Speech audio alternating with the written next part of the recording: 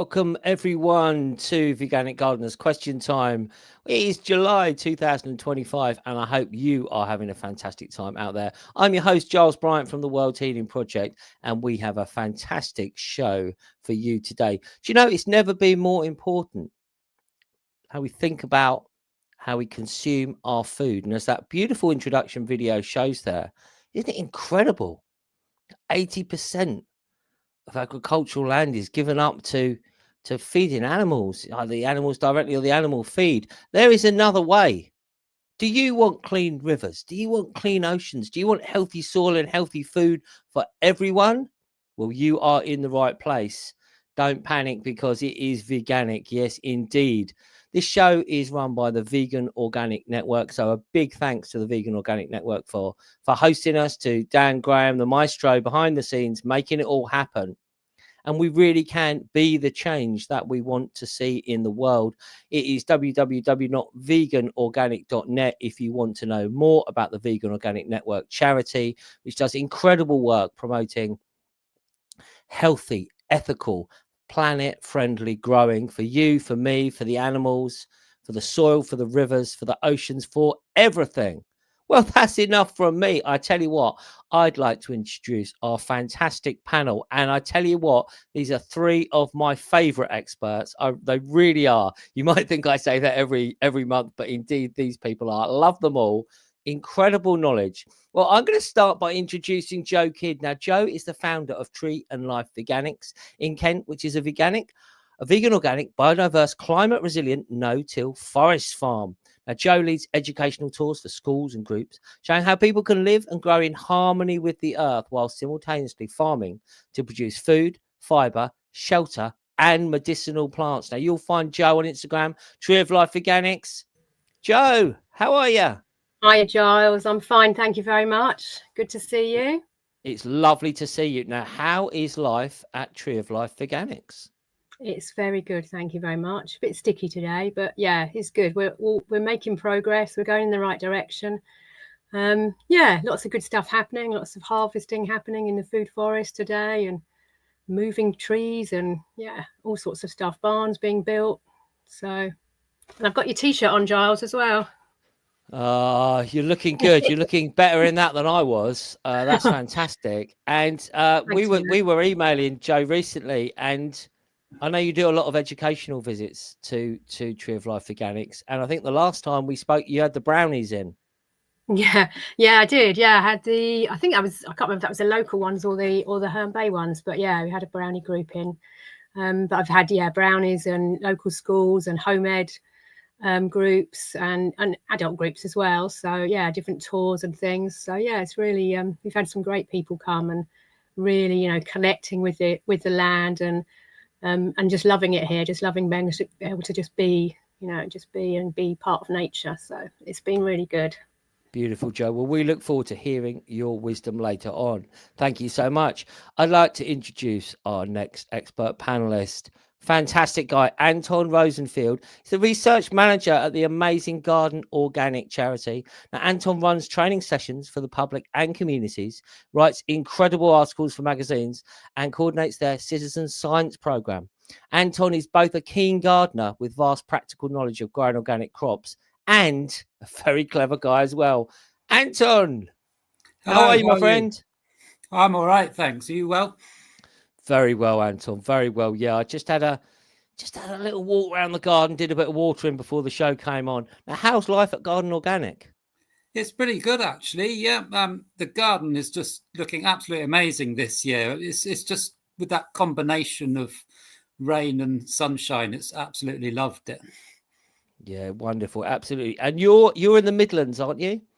Yeah, we're just outside Coventry. It's a really beautiful spot. Yeah, I'm so looking forward to visiting. I think the last time you were on the show with me, and I said I've got to come and see you. I'm saying it again. I am really looking forward to it. What's your favourite part of your job, Anton?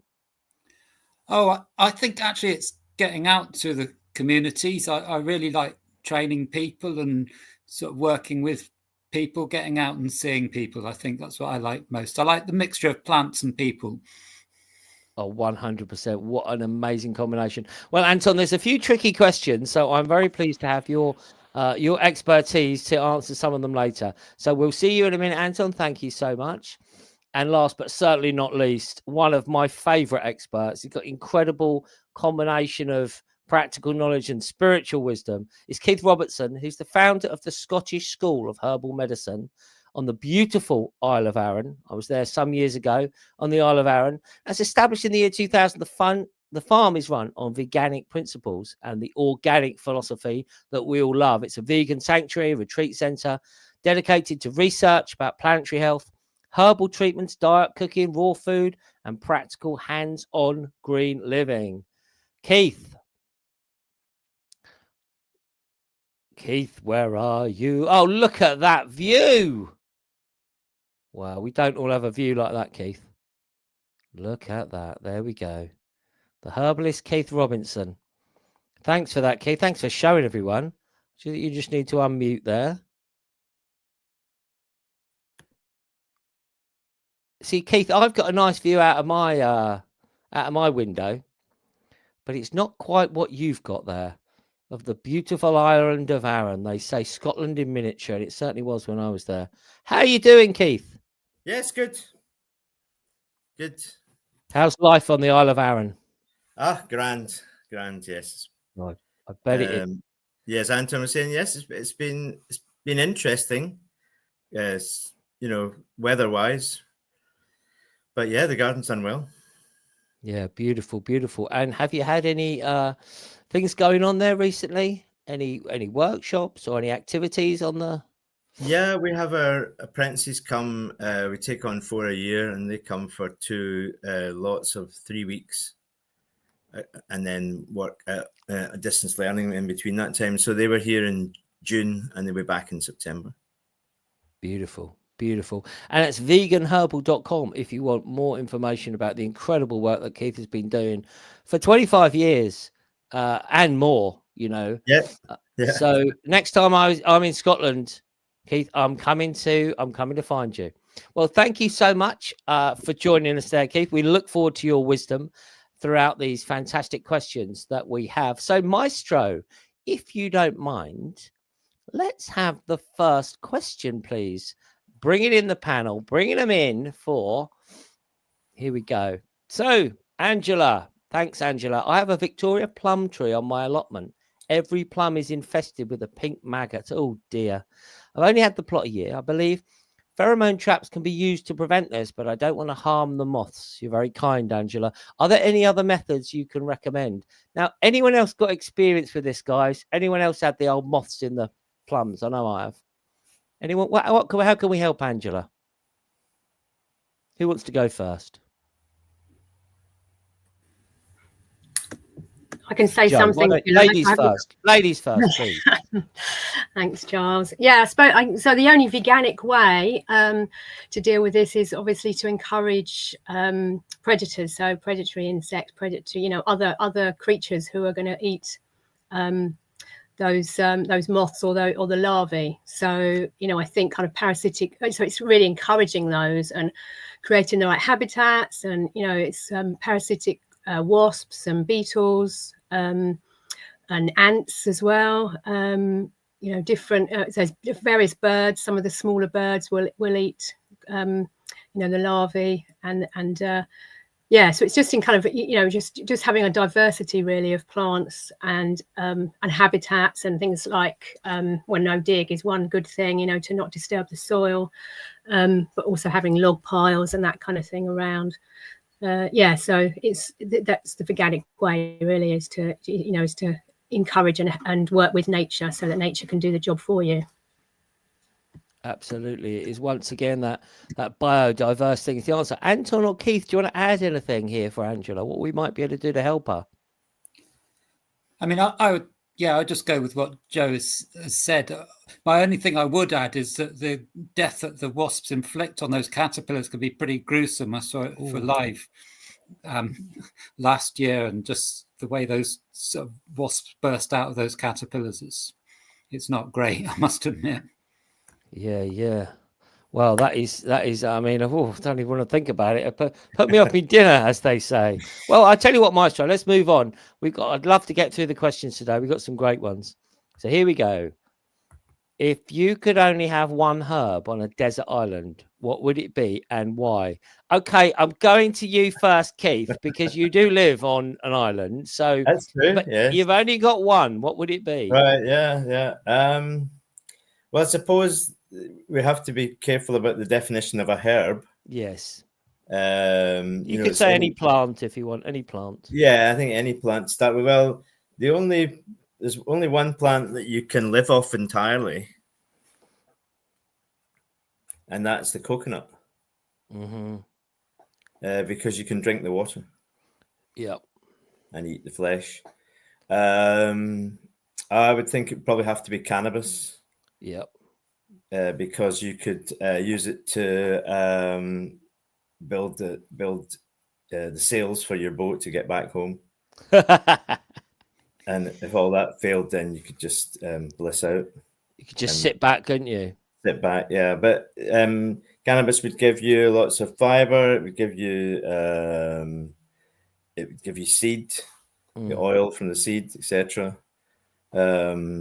One medicinal herb, no, they wouldn't like me if I started picking favorites. But yeah, gosh, good question. Yeah, a very good question. Yeah, I mean, it's fuel, fiber, food and medicine from the cannabis plant. Possibly one of the reasons why it's banned. They don't want us to be free. But there we go. Anton, I'm just going to throw it off to you. If we weren't going to have a coconut or the hemp, what would it be for you?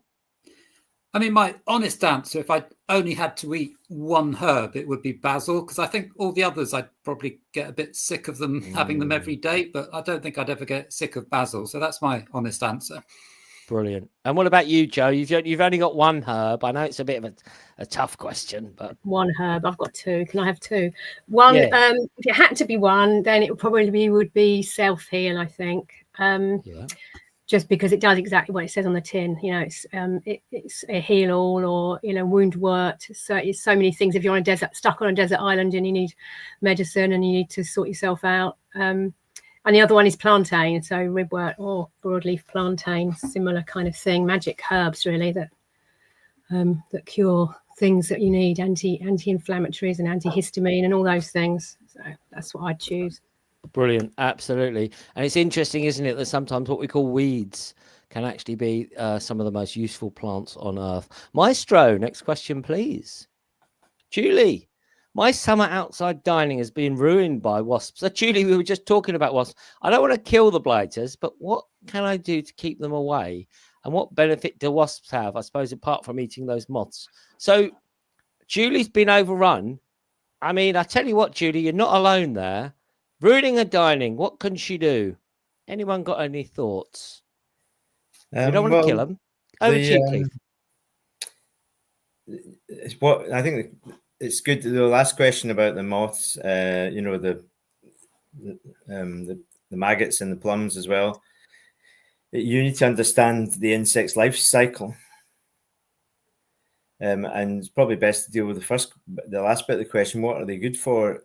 I was really amazed one day to walk along the track, and here was a dead mouse in the track, and it was being eaten by wasps. So they're hugely important carrion eaters, and they're just getting towards the end of they get a bit dozy towards the end of their life in the late summer, and they are looking for a quick fix. So tolerate them if you can. Yep, good one. How could we keep them away from Julie's dining area, Anton? So we found a really nice way. We happen to have a handy fig tree next to where we are, and we just put a fig that's just gone totally over and cut open on the table, and they just go absolutely crazy for it. They spend about 4 or 5 days, about 7 or 8 of them at once, just hollowing it out. And it's actually quite nice to see the wasps just enjoying themselves so much. They're just so calm because they're full of sugar. And yeah, I think that seems to be a good way to exist with them. Beautiful. Yeah, I like that idea. I really do. I would say, Julie, just put some, get an old jam jar, bit of jam in it, and keep it away from where you want to eat. And they probably want to go for that. My figs aren't quite ready, Anton. Joe, anything to add there for Julie with the wasps? Yeah, just really what Anton said. I think, sharing is caring. So yeah, find something that they can, they can munch on as well. And just as what they're good for, apart from eating, kind of waste and other dead animals, is that they're amazing pollinators. Just remember that there's so many different pollinators, not just a honeybee. So there's loads and loads, and all part of the cycle of life. So. They certainly are. Wonderful answers, panel. Maestro, please. Here we go. It's Liz from Southern Ireland. I've been growing organically for 20 years in a large garden for private consumption. I have not used any fertilizers, organic or otherwise. And whilst most things grow adequately, I find that cauliflowers and broccoli rarely go to much of a head. Can anyone recommend an organic fertilizer and schedule for application that would help grow and consolidate the heads? Okay, Anton, I'm just going to go to you first, as you do work at Garden Organic. So look, she can't get the head going. Well, I think when we see a lot of these sort of these cauliflowers in supermarkets, often they've been grown in somewhere like Lincolnshire, where they've got those really sort of fertile silt soils. So some of it is probably moisture retention in the soil. If there's a bit of an interruption to the moisture supply, then that tends to disrupt the head's production. Cauliflowers are the most fussy thing to grow. They really are difficult. So building up those organic matter levels will help. In terms of a sort of organic fertilizer, I mean, obviously we want to try and get our levels of compost up and growing green manures as well. If your soil needs a bit more of a boost, I've actually found alfalfa pellets works really, really well. It's a totally vegan source of fertilizer, and I put it on quite early, sort of March, April sort of time, to give it time to break down. So that helps as well. The other thing I'd say is perhaps you're just trying to do something that doesn't work for your soil. Go for things which don't form a large head. Go for things which form lots of spears instead, like purple sprouting broccoli, or go for Romanesco as well. That is something which really does form a head a lot more easily. It's a lot less fussy than cauliflower. Yeah, that's some good tips there. Joe or Keith, you got anything to add there? I don't think so, really. It's not my area of expertise, annuals, but I would say try perennials.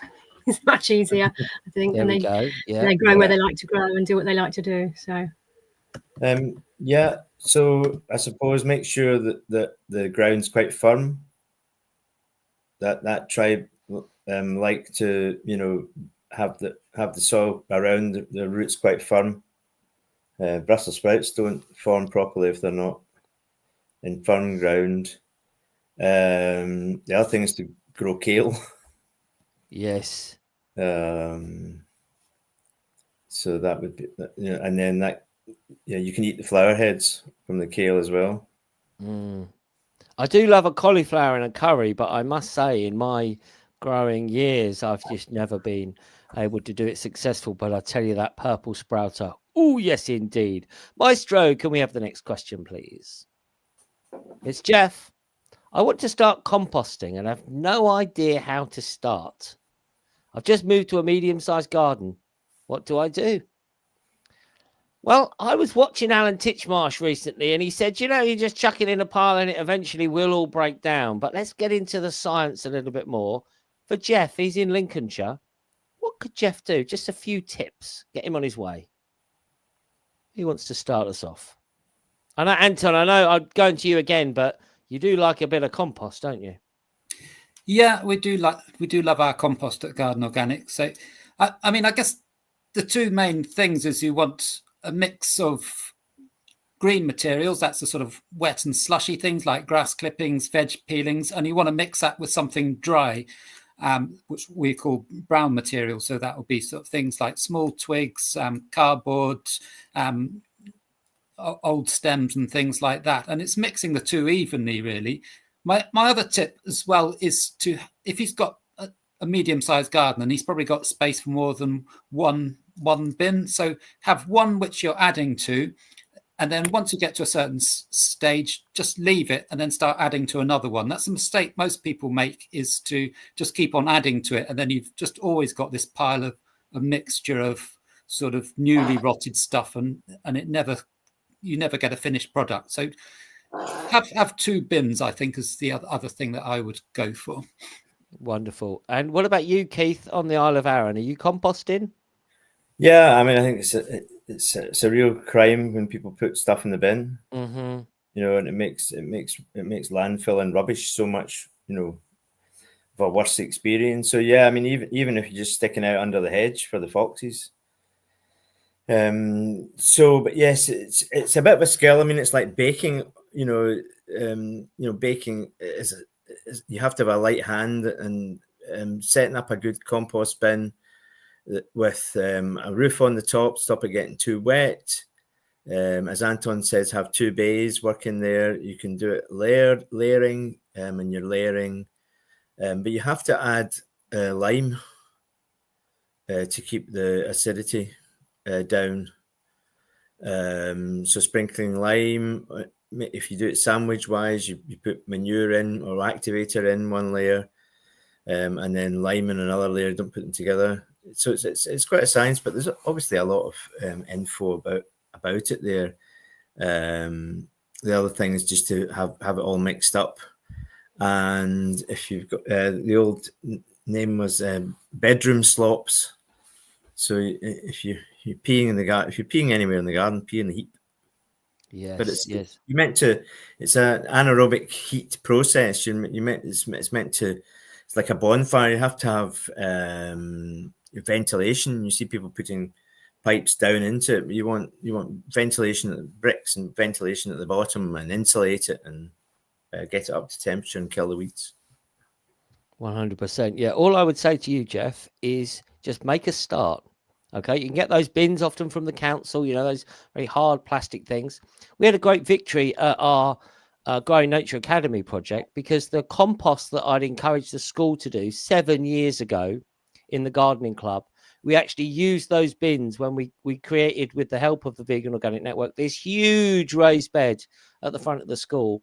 Filling it would have cost hundreds and hundreds of pounds. But we were able to fill it with a compost that we made, that we'd prepared 7 years before. So that's quite exciting. Okay, Maestro, why don't we move on to the next question, please? Maestro, are you there? Oh, here we go. It's Alan of Salisbury. I've done well growing potatoes, carrots and peas. Can the panel suggest anything tasty but more unusual to grow in my garden? He doesn't have a greenhouse. Okay, so Joe, I'm going to go to you first, my dear, because I know you're growing perennials. You've got a bit of a different system. So what could Alan do that's a bit more unusual? Well, I would suggest, I don't know, did he say what size the garden was? I can't remember. No, it's just, I think he's got an average garden. Yeah, so mix it up really. I mean, yeah, I would go with perennials. And a no-dig approach, but you know, things like Good King Henry, things like Babington's leek, you know, perennial leeks, perennial kale, onions, garlic, you know, ransoms and tricorn garlic, tricorn, you know, three-cornered leek, that kind of thing. Lots of herbs. I'm just going food forest direction, aren't I? I think, you know, currants and berries, rhubarb. The one thing that I've got lots of kind of crops that I'm really excited about this year. One is apricots, being able to grow apricots outside, not protected, which is that's been brilliant this year. But the other one is Japanese wineberries, which are a food forest favourite, but they're just delicious, absolutely delicious, and so easy to grow. So yeah, try those Japanese wineberries. Some great tips there. Anton, I was reading about you, my friend, and it said you were very happy when you grew something very unusual. That is true, yeah. So one of the things that we've grown over the last couple of years is a chocha, which is a South American cucumber. And one of the great things we found about it is that it actually seems very slug proof. So even if last year was year of the slug, I seem to remember, and most people are finding all their plants are demolished, but the achotas were still left standing, and they produced really good yields. And it's like you can eat them when they're really small, and it's like eating a cucumber, or you can let them get a bit bigger, and then you stir fry them, and it's like eating a pepper. So yeah, for something for productive and something a little bit different, that's something I would go for. Cool. Thank you. And Keith, what about you? Something a bit more unusual, possibly, for Alan to try his hand at? Yeah, I mean, it comes back down to what you like yourself, isn't it? There's no point in growing something that you don't like the taste of. So, no, I think growing vegetables is good. Don't seem to mention the cabbage tribe there. And there's so much in there that you can do with. We've already talked about purple stripe broccoli, but I'm a great fan of kale. You've got the leaves when it grows through the winter. Now you've got the flower heads. You can cook them up as stem broccoli, and you've got the flowers for salad. But I think growing salad is fun. There's so much now out there. Not just rocket, but all the Chinese greens, Mazuma, Mabuna. Weird names, but wonderful stuff, and you can cut and come again. And lettuce used to always be heady lettuce, but now the cut and come again lettuce is like the oak leaf, when you're taking leaves off it all the time. It's just magic. It is really, absolutely. Well, some great tips there. Now, I tell you what, panel, we're just going to pause from our questions for a little minute, because one of the fantastic initiatives started by the Vegan Organic Network in recent years is the VON map. And we've really got a mission to spread this out. So if you grow veganically, or even if you just want to support the growing of organic food and produce, then you can get on the VON map. And to sign up, it is very simple. You just go vonmap.org and you'll find it. But recently, to celebrate this wonderful initiative, I got out in the garden with the old Trouble and Strife Juliet, and we started singing. So Maestro, I don't know if... Get on the VON map, yeah. If you grow your food organically, get on the map so others can see. Get on the VON map, yeah. Thousands are signing up, it's free, creating a global community. Get on the VON map, yeah. If you want healthy food and care about the earth, sign up now. A brighter future we can birth, yeah. Get on the VON map, yeah.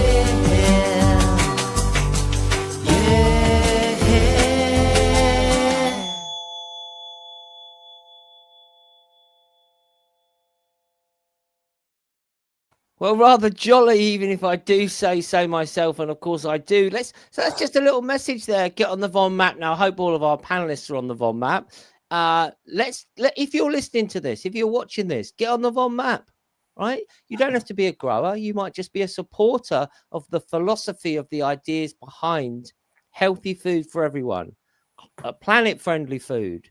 So get on the VON map. Yes, a nice little musical interlude there. Thank you, Maestro, for setting that one up. Okay, panel, here we go. We're into the next question. It's David. It's David again. Friend of the show. I'm still using my Percy thrower books. Artificial chemicals were good enough for Percy, and they've given me bumper crops for 30 years. Yes, David, what else have they given you? Why do you people promote organic? Can you really get bumper crops like me? Okay, so let's just stick to that one part. Percy thrower. Oh, God rest you, Percy. Why do we grow organic? Let's just go round one at a time. Anton, why are we growing organically? I guess, I mean, he might be getting bumper yields, but he needs to be thinking beyond the confines of his garden, really, the impact he's having. Yeah, that's very true. It's a big world out there, David. It's not just about what's going in your garden is running off into the drains, etc., and polluting the water and the seas. Joe, why should we grow organic? Exactly that, really, so that we're not poisoning ourselves, we're not poisoning the earth, we're not poisoning other people, other animals.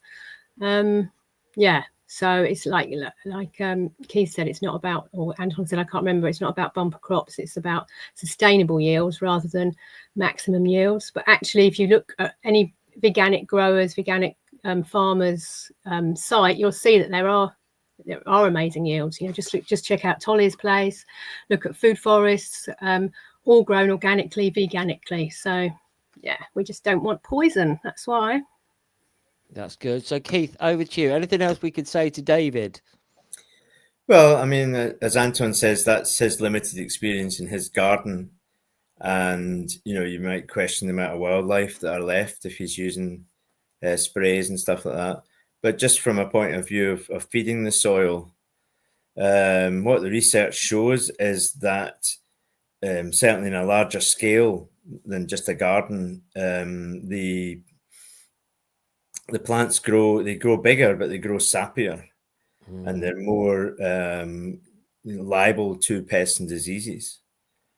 So if you do the trials, you can have exactly the same crop fed with inorganic fertilizer and next door to one fed with organic fertilizer, and you'll find that often the one on the non-organic side is attacked by pests.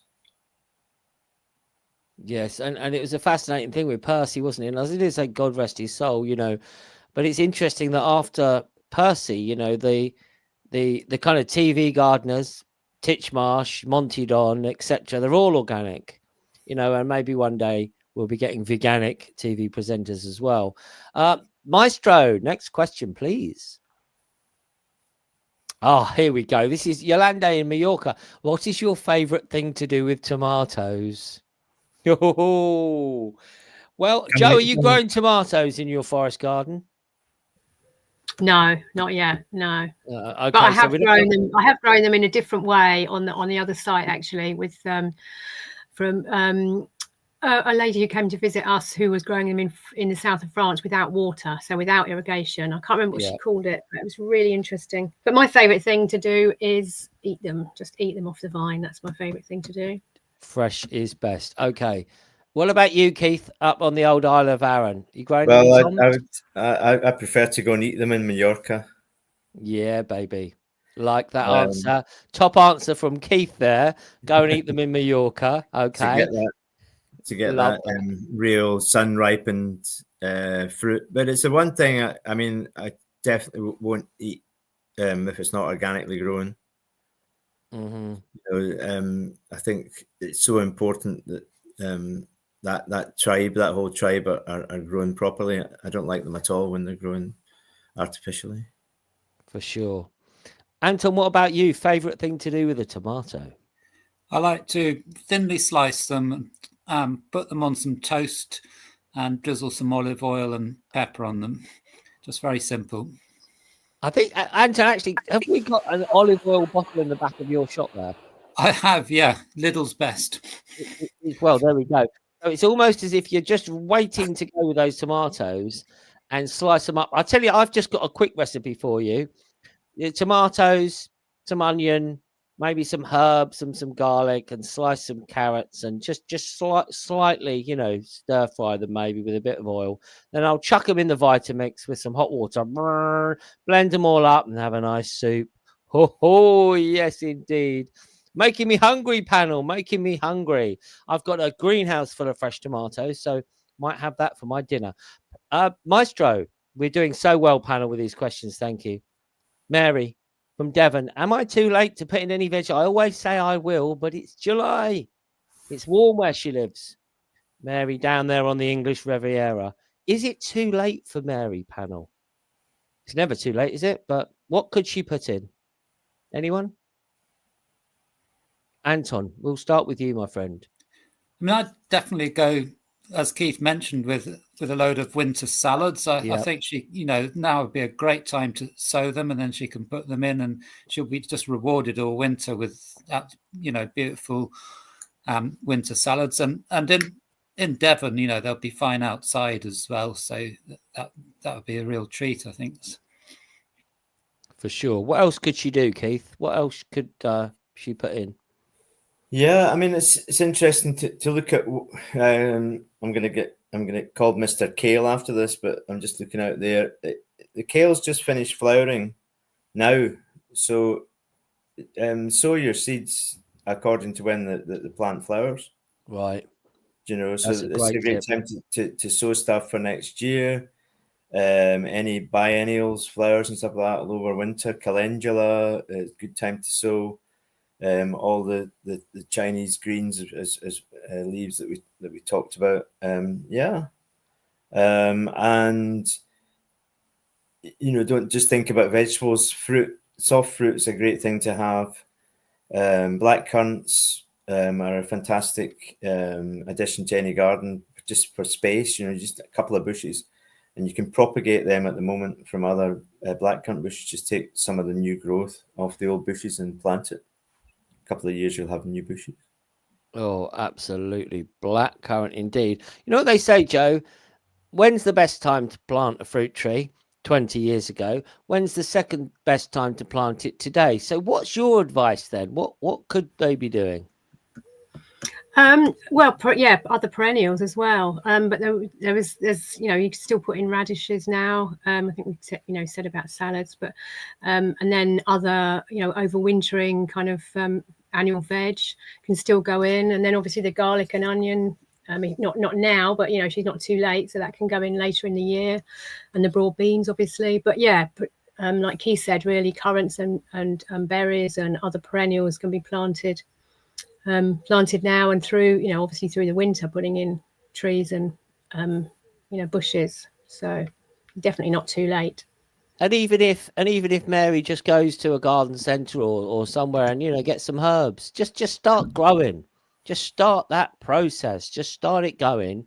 And even if you just pick a few bits of, as I do every day, a few sage leaves and some rosemary and some thyme and marjoram, and I just put that in my food. Oh, yes, it just gives it something you cannot buy in any restaurant, which is that fresh, homegrown vibe. Panel, we're doing incredibly well, Maestro. Here we go. Rock and roll. It's Dick in Bardfield. I'm a small-scale farmer who is interested in transitioning to veganic growing. How do I improve soil fertility without chemicals?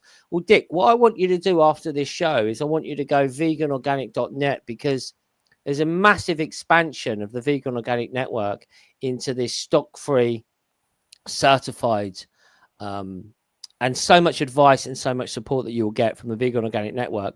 But let's just go back to the panel here. Anton, I know this is an area of great interest to you, isn't it? Of how we can improve that soil fertility, because it's not just people in the gardens. It's now farmers are thinking, you know, we want to be the change. What can we do on that larger scale? So now is just an absolutely great time for sowing green manures. They'll still germinate really well, and they'll protect your soil over the winter, and they'll also boost the fertility of your soil. So that really, in a veganic rotation or any organic rotation, farmers put so much emphasis on their fertility building crops, because that's what affects your crops for the next 3 or 4 years. So you've really got to get that right. And so, yeah, having a look at those is probably the best thing to do. There's sometimes you're a bit spoilt for choice for the amount of different crops you've got. I mean, something like vetch is a good start. If you want something that grows a bit longer, you could go for something like alfalfa or lucerne. The bees will love that. We've written a really good guide called Sort Out Your Soil. It's got a really sort of comprehensive guide to green manures. So if you just look that up on the internet, it'll give you a really good guide to which green manures to grow and how to grow them. Absolutely fantastic. And of course, there are other ways that we can, quote, farm. And I think actually the next question is leading into that, if I remember right, Maestro. If we may have that, please. Sorry, can I just come back on that last yes, one? Yes, of course as well? you can, Sorry, Joe. Charles. Yes, yes. All right, just quickly, yes. that you know, as soon as you stop using chemicals, the fertility in your soil is going to improve anyway. Number one, but also look at perennial green manures, so nitrogen fixing plants, not just, you know, the ones that you can sow, the annuals that you can sow, like clover and those kinds of things, but trees, you know, so and you know, alder and autumn olive and sea buckthorn and all those kinds of plants. So maybe look at agroforestry, have another look at that. Look at the Agroforestry Research Trust or Food Forests with Graham Burnett, or anywhere like that. But that's really right. For fertility. That's exactly right, because there are different ways to have things, and of course people say that money doesn't grow on trees. Well, I tell you what, my apples and plums are doing all right. So Maestro, let's go for that next one. Talking of food forests and agroforestry, it's Amy in Buckinghamshire. I'm looking at buying 2 acres of land for a forest garden. Lucky you, Amy. Well done you. Once I've got the land, what do I do first? Where do I start? What should I grow? There's no mains water on site. Okay, so let's just start off then. We'll go back to you, Joe, because of course you've done it, Tree of Life Veganics. So what should Amy do when she gets her land, her 2 acres of land? She's gonna plant some alder and sea buckthorn and get that nitrogen going and all that. But what else should she do? So it's just looking at the plan really. I mean, first of all, observing. So if you've got the time, just in that kind of permaculture way, just sit back and watch and see what happens, and observe the land and what grows where and where the winds come from, and so then you'll have a good plan and a good idea of where you need to plant your canopy trees. So start with your canopy trees. Then you can kind of later on kind of add in the other layers for the food forest, but it's really good to get those kind of shelter belts and windbreaks in place. So looking at your aspect and looking at your where the strongest winds come from, but really kind of observing. And I just remember that what Martin Crawford said when people ask him that is just start. So just start planting. It's good to start with the trees, but just start planting. Absolutely. When we started at Maypole Forest Garden with John Barker, shout out to John Barker, friend of the show. Like this plot that Amy was looking at, no mains water. So the first thing we did was we observed where the water was gathering, and we dug a pond, because we had to have some water to be able to water these crops. Anton or Keith, you got anything to add there to Amy? What would you suggest? What would be the first thing you did if you had 2 acres of land? Yeah, observe. See if you can have that, luxury of sitting back and yes, what Joe's saying there about getting long-term stuff, shelter belts, stuff like that, plan that. But if you can, just see what grows there naturally. And then in terms of breaking into the soil, the old way was to plant potatoes. But if you think about it, you're digging up grassland and then putting in something like a potato into grassland. You tend to get bugs. So in terms of clearing ground, growing something like green manure, like the vetch or the tares, we call them in Scotland, and then digging that in. But it just depends, I suppose, on what, is it no dig? Is it forest? Is it a forest farm? Is it, you have to see where you're going to go. Pick a direction. Pick a direction. I like it. And Anton, if you had 2 acres of land, if you were Amy, what was the first thing you'd do? Well, I think I'd go along with the others, is spend a little bit of time looking, first of all. I mean, your weeds is always a good indication of sort of what's in the soil. You can tell by the species of weeds which bits are likely to flood, and plan accordingly, really. And green manures is probably a good place to start as well. And I don't think I could resist the temptation to put in a few food crops as well to get myself started. Put in some perennial veg, like some perennial kales and a few fruit bushes as well. Yes, absolutely. So give it a go. Give it a go. That's what we're saying. Now, we have had some questions flying in live, so thank you to those. And also we got one very late in, which is about blackcurrant bushes and bindweed. But I tell you what, we're going to answer that in the next show. Okay, so if you sent that question in, thank you for that. But panel, I just want to finish off very quickly, just 30 seconds. What's your message to the world? What's your message to the listeners? Let's start with you, Keith. Be kind. Yeah, be kind to your environment. You are what you eat, and we should really and go for cruelty-free medicine as well. So much pain and suffering is inflicted in animals in the pursuit of pharmaceutical goals. The herbs are still there, and they work even better. Lovely message. Anton, your message to the world, my friend. I'd say slow down and appreciate the small things. Just spend some time listening to the birds and watching the hoverflies. Beautiful, beautiful. And Joe, finally to you. Yeah, similar really. Just I think just reconnect, just listen to the land and reconnect. And where you're growing or farming, shouldn't just be all work. Stop and listen and observe and appreciate and just make those, appreciate those relationships with other beings with whom we share the earth. Beautiful. Well, my message, ladies and gentlemen, is to support the Vegan Organic Network, who are doing incredible work all around the world. So you go veganorganic.net, get on the Von map, as my rather fine song was telling you to do. And just let's share the love, everyone. There it is. Join the map, vonmap.org. Let's share the love. Let's share the love in the world. On behalf of everyone at the Vegan Organic Network, my wonderful panelists, Keith Robertson, Joe Kidd, and Anton Rosenfield, and of course, Dan Graham, the maestro behind the scenes. Thank you, everyone. Hope you have a wonderful evening, morning, afternoon, whatever it is for you. Take care, and we'll see you soon. Thanks a lot.